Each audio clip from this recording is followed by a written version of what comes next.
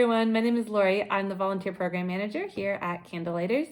We've been really heartened by everyone reaching out to us asking how they can help in this time of crisis. And hopefully, as we get more information on how we can better serve our families, we'll have more opportunities to offer you. But for now, we do have 2 virtual volunteer programs that we're rolling out this week, and we're really excited to share with you. The first is for our partners at Cure for the Kids Clinic. They have asked for some hand-sewn masks.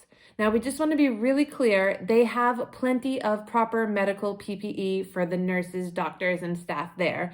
These masks are an extra layer of protection for the families of our kiddos who are still having to go in and out of the clinic for their cancer treatment, and we want to give them the best chance of safety that we can. So for that reason, there's a couple things you need to know about your mask. 1, it needs to be at least 3 to 5 layers thick, and I'm going to show you today how to do that. And 2, we want to make sure we're using the right material. So you want 100% cotton. This is going to have a really tight weave that's going to make sure that small particles can't get through. It's also been shown to have some kind of water repellent properties, which are going to help with spit and other virus-carrying transmitters. So, how to know if you have 100% cotton. The first thing you can do is stretch your fabric to see what it feels like. If you have any kind of give in it when you stretch it, that's no good. Anything that has sequins or glitter in it, also no good. The right kind of cotton you can hold up to the light, and you should be able to see the really, really tight weave. And when you stretch on it, you're not going to have any give to it. This is what you're looking for. Now, if you're not a huge sewer and you don't have a big stash of fabric lying around, don't worry about it. You can reuse other fabrics that you might already have in your house, such as, say, a pillowcase or an old sheet.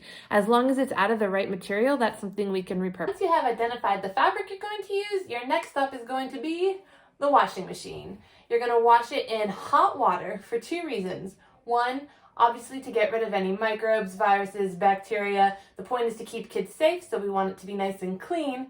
And the other reason you want to wash it in hot water is to pre-shrink anything that's going to shrink so that your mask is going to stay the same size once it's given to the person it's ultimately going to. All right, now there are lots of mask patterns out there. We're going to be using the kind where the nose is pointed like this, which keeps a closer fit to your face. And so the pattern will look like a big axe head and a little axe head. You're going to need to cut 2 pieces of each. The bigger one goes on the front, so if you have a cool pattern, I would do that with the bigger one. I'm going to confess, I am not the greatest seamstress out there, so this isn't a masterclass on sewing for you. This is just a quick overview so you can say, oh, this is an easy project, I can do this too. I want to inspire you guys to get out there and help and not be intimidated because it's not a hard project. Now, once you've cut out your fabric, you're going to take your 2 big pieces and you're going to line them up what we call right side in. Right side just means the pretty side. So they're facing each other, and you're only going to sew just this curve. Only the curve. Don't get too excited. Just sew along this curve. You're also going to do the same thing with your little pattern. Put them right sides together and sew just along the curve, nowhere else, just the curve. All right, so once you have finished this line and you have doubled back the edges, you're going to take your scissors and you're going to make just a few snip, snip, snips. And this is going to help any kind of a circle that you've sewn lie a little bit more flat. Now, somewhere along this pattern, you have noticed that I am working with 2 layers of fabric, and I specifically said at the beginning of this video that we need between 3 to 5 layers of fabric. What I'm about to show you is that these 2 layers are going to create a pocket, and into that pocket, you'll put in a 3rd layer of fabric, maybe a 4th layer of fabric. If you have an actual mask, you can slide that mask in there as well. Or if you're cutting out of filter fabric, which is more protective for the mask wearer, but not necessarily something you want flush against your face, you'd slide that into the pocket as well. So your finished mask will have those 3 to 5 layers, but right now we're just creating the pocket with the 2 pieces. So you're going to take what you have, and once again, we're going to put them right sides, aka pretty sides, together towards each other. Here's a pretty side. Here's a pretty side. I'll line them up so that my pretty sides are facing each other, and we're going to create our pocket, which means we're going to sew down the crown, and all the way along the bottom. Do not sew these sides. That's the pocket. Leave them open. All right, now we are at one of my favorite parts of any project, which is taking this scrunkly looking thing and flipping it so that the right sides, the pretty sides, are out, and all you can see is your nice end product, and it's finally starting to look recognizably like a mask. Now, one of our last steps that we're gonna do is we're gonna take this little overhanging flap, tuck the ends in, and you're gonna fold it down and sew along the edge black to black. Do not sew it black to yellow. We always need to leave that pocket open like we discussed.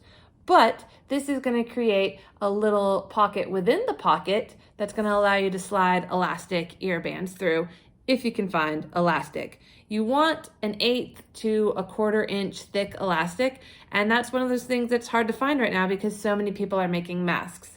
One pro tip is if you have the elastic runner style hairbands, those will work, they're the right thickness. Another strip, you can just take fabric, cut out a strip, fold that strip in on itself, sew it shut, and make fabric ties. And fabric ties are nice because you can adjust them to your personal face size. You are almost there, it's looking good, and just a few more steps. As the volunteer program manager, I cannot wait to see what you guys come up with. So take a minute, hold up your mask, and get a selfie, and send that to me at lgilman@candlelightersnv.org. That's Gilman with 2 L's in it, L Gilman. And I will then email you directions on how to send it to Cure for the Kids. So you do have one step left. Not only have you been touching your mask with your hands this whole time, but if you're anything like me, you've been holding it up to your face to see how it fits.